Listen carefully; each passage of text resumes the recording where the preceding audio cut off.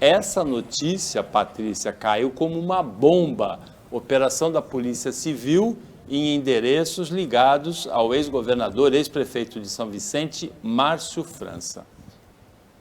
Então, Paulo, essa investigação, ela começou em 2020, setembro de 2020, o nome da Operação Raio X, que começou a ser investigado um vereador do mesmo partido no Márcio França, o Eliseu Gomes, e logo depois verificou-se que o esquema era o seguinte, e aqui a gente já falou longamente sobre isso, né, sobre organizações sociais, né, institutos sem fins lucrativos, mas que lucram muito, né, e que desviam dinheiro público da saúde.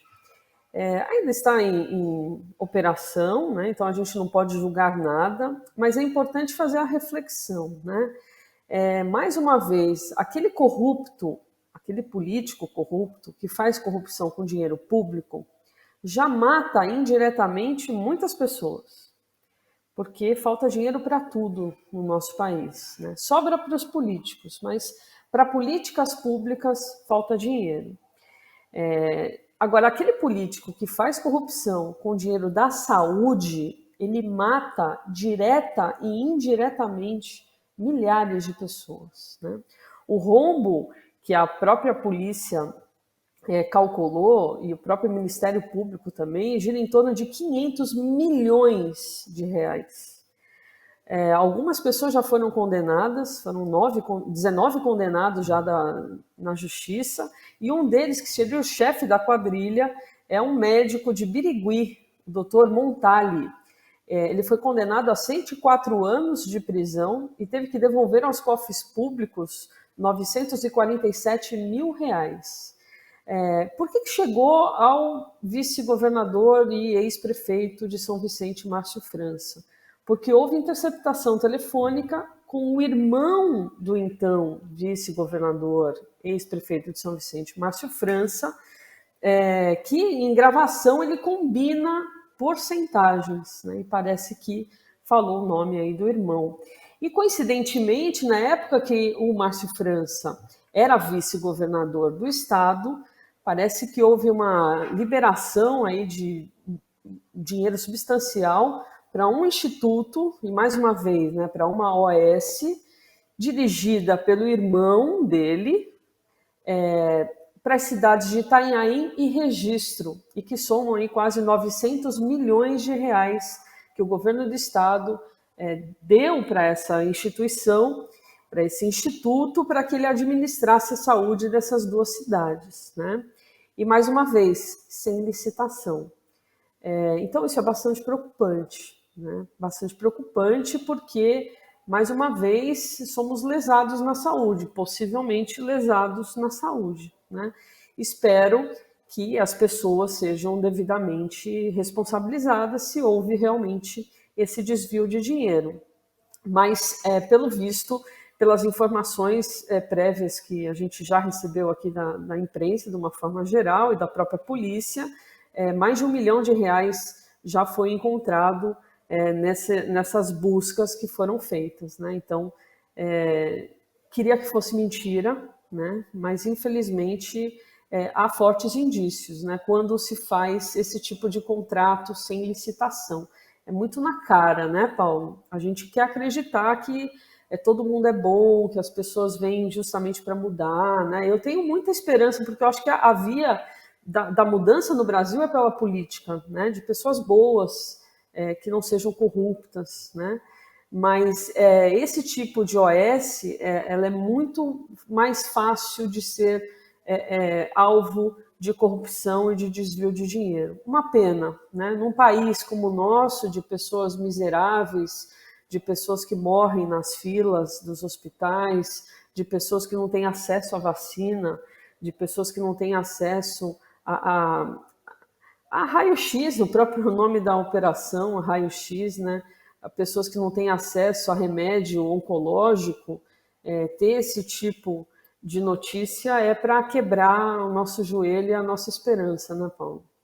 É bom a gente lembrar que o prefeito de Guarujá foi preso numa operação da Polícia Federal em setembro, uma operação desse tipo. Depois não recebeu impeachment da Câmara de Guarujá, o pedido de impeachment foi rejeitado. É bom a gente lembrar que o presidenciável Ciro Gomes, a família dele também foi alvo de uma operação da Polícia Federal no mês passado. E é curiosa, Benjamin, a reação do Márcio França. No Twitter, a reação do Márcio França foi assim: começaram as eleições de 2022. Acho que começa por essa discussão mesmo. Eu me sinto confortável e desconfortável nesse assunto, e vou dizer por quê. Porque eu tenho uma posição muito firme contra isso. Primeiro, eu conheço pessoalmente o Márcio França, mas conheço mais o irmão dele, o Cláudio França, que está colocado. Cláudio França é um professor. Ele é ligado a uma universidade, ajuda a dirigir, ou ajudou a dirigir uma faculdade de medicina, é uma pessoa de fino trato e principalmente de retidão moral. Ao mesmo tempo, a gente tem a Polícia Civil investigando uma OAS e com um valor astronômico de possível desvio. Eu acho que o primeiro fator que eu queria colocar muito bem é o seguinte: olha, é este o momento apropriado para a notícia vir? Porque você ser investigado não quer dizer que você é o culpado. É muito estranho, às vésperas do início da campanha eleitoral, aparecer essa investigação. No caso do Márcio França, eu ainda dou o benefício da dúvida. Eu queria ver o que vai acontecer. O que foi encontrado de fato na casa dele? Teve indícios ou foi só a poeira levantada? Segundo, o que a gente discute, por que a Polícia Civil e não a Polícia Federal? Polícia Civil ligada ao governo do Estado. Mas por que eu fico muito confortável? Porque eu sou completamente contra as OSs na saúde. Já trabalhei com as OSs. Fui secretário de diversas cidades e as OSs estavam lá. A OS não é uma boa saída. É uma saída que foi encontrada e é uma criação de um setor da política para fugir de uma lei extremamente restritiva, que é a lei de citações no serviço público, que emperra, que dificulta que o governador, o secretário, o prefeito compre, administre e contrate funcionários. A estabilidade. Criou-se essas OSs para agilizar a saúde. Mas a gente percebeu que, junto com a agilidade, criou-se também a maracutaia. A gente precisa rediscutir, isso foi muito discutido, a estabilidade do servidor público. Quem dá a cara, quem dá a presença do Estado permanentemente, melhor do que a OS. Mas, ao mesmo tempo, eu não posso ter uma amarra de que para eu fazer uma licitação, eu demoro quase 18 meses. Para eu fazer um processo seletivo, quer dizer, contratar um funcionário. Por exemplo, se eu precisar contratar um neurocirurgião, do dia que eu decido ao dia que o concurso é efetivado, demora no mínimo 1 ano. A gente tem que rediscutir esse país, Paulo e Patrícia. Essa rediscussão é dizer o seguinte: olha, como é que a gente tem mecanismo de dar agilidade ao serviço público? Que nós vimos que funciona quando foi a vacinação. E, ao mesmo tempo, a gente manter o sigilo, a ética no dinheiro. Só para terminar, eu mandei uma noticiazinha que eu queria discutir só para dizer essa relação do serviço público.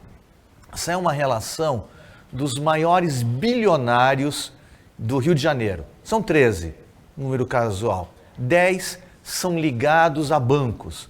3 são ligados a serviços de saúde privados.